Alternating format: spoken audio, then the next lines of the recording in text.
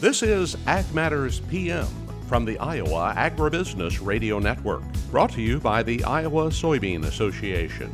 Your daily recap of the information that affects Iowa's farmers, producers, and consumers, right here in the heart of the heartland. With reports from our award-winning broadcast team of Dustin Hoffman, Riley Smith, and Mark Magnuson. Now, from the IARN studios in Des Moines, here's Riley Smith. Good day and welcome to Ag Matters PM on the Iowa Agribusiness Radio Network. I'm Riley Smith. Today is Monday, November 11th of 2024. It is Veterans Day. We thank everybody who has served our country. And thank you again for joining today's show. As for today's episode, I talk with the Polk County Executive Director of Veteran Affairs, Pat Sweeney. And they have been partnered with the Food Bank of Iowa for several years now to have mobile food pantry distributions for veterans. And we talk about that and how they've been able to continue doing that on today's episode. But first, before we get into anything, let's hear from our sponsor, the Iowa Soybean Association, and the Soy Checkoff. Iowa Soybean Association is driven to deliver for Iowa's 40,000 soybean farmers. We're proud to provide objective agronomic research, a helping hand with soil and water stewardship, and timely industry news powered by the Soybean Checkoff. Learn more at iasoybeans.com. Welcome back to Ag Matters PM on the Iowa Agribusiness Radio Network. I'm Riley Smith. In honor of Veterans Day, I talked with the Polk County Executive Director of Veteran Affairs, Pat Sweeney.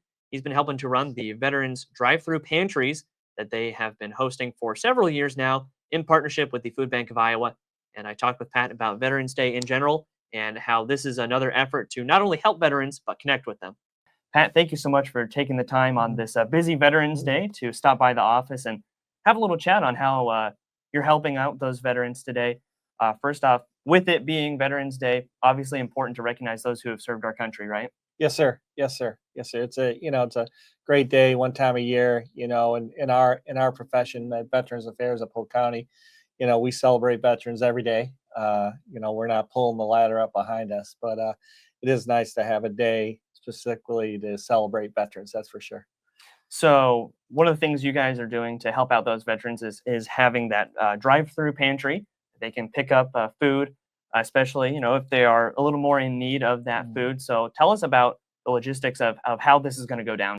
So the drive-through food pantry, we do it the second Tuesday of every month at 2309 Euclid Avenue, which is where our office is at. It's the River Place complex for Polk County. The Food Bank of Iowa delivers the pallets of food, and they drop them on the east side of our parking lot. And then we spread it all out. And then usually the cars are there at 7 o'clock in the morning, even though we don't open until 10. But usually there's a line of cars there lined up. And then we start the process, and we just start running the cars through. And we start handing out each individual item. Usually we get some type of meat, we have some type of fruit, we have some type of dairy, and then usually a special. So there's usually 4 different items. And of course, you mentioned having the Food Bank of Iowa partnered for that. Very important to have a very large and trusted food distributor like that to allow you guys to have this opportunity. Talk about that partnership and, what's it like to work with them on this project? Well, it's a great partnership. We're on year 5 that we've been doing this in our parking lot. I think we've missed 1 month in 5 years. That was for a weather occurrence, but it's a great partnership. There's no charge to us. The product comes from the USDA, and it comes to the food bank. The food bank's very good to work with. Usually on Thursday, the week before our Tuesday food pantry, we get a list of items that we're going to get for that Tuesday. The truck shows up. We've had the same driver for a couple of years now, so we know them. They drop the product in the parking lot. They move it to where we want it, and then they leave for the day. And we rarely ever have anything left over at the end of the day. That again was Pat Sweeney, the Polk County Executive Director of Veteran Affairs. It's time now for the Ag Matters PM Closing Market Summary, your source for market analysis and settlement prices from the day's trade in Chicago, courtesy of the folks at agmarket.net. At the end of another trading day in the ag marketplace, we're here with Robin Schmahl of agmarket.net. First off, Robin, what are we seeing going on in the grain markets today? Well, corn market held pretty well today. Most of the day, actually, even though there was some significant pressure on wheat for a period of time, And the pressure on wheat was probably more tied to the better moisture that we've seen in the Midwest and in the plains, and the forecast for better moisture through Thursday. So that's really helping that, along with the milder weather that we've been seeing so far. So put pressure on wheat. Now, wheat did come back toward the end of the day from where it had been with double-digit losses for a while, but certainly didn't come back to positive territory. So despite that, corn held pretty well. Normally, they kind of follow each other, but corn is running by a little bit of different situation. We're just about done with harvest. We've got a lot of corn on hand, but yet we've got really good demand. So now we didn't see the export inspection report today, and that's because of Veterans Day. So that will be released tomorrow. So there was nothing that came out on that, but a lot of times that's more for informational purposes, really not a market mover. And then, Robin, on the other side of the marketplace with the livestock complex, how did cattle and hogs trade today? Well, cattle rebounded from the lows that they had earlier in the day, did not really push a lot higher. They're kind of working a little bit off of some of the negativity that had been in the market last week.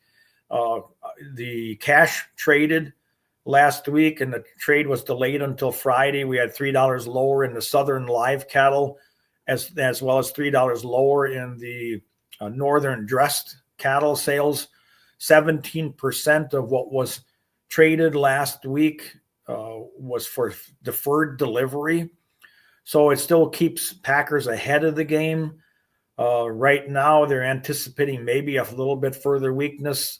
Feedlots have been holding out, trying to get some higher prices, but they got to come to a certain point where they have to let cattle go rather than taking a chance on holding and spending more money on those cattle that are market ready.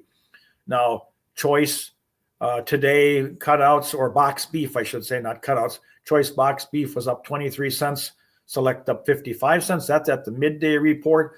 But one of the things that has been prevalent last week was the weakness in box beef. So I'm anticipating we might see overall weakness by the end of the day. And if it is a little bit higher, it may not be that way for very long. We need to see consistent demand in beef.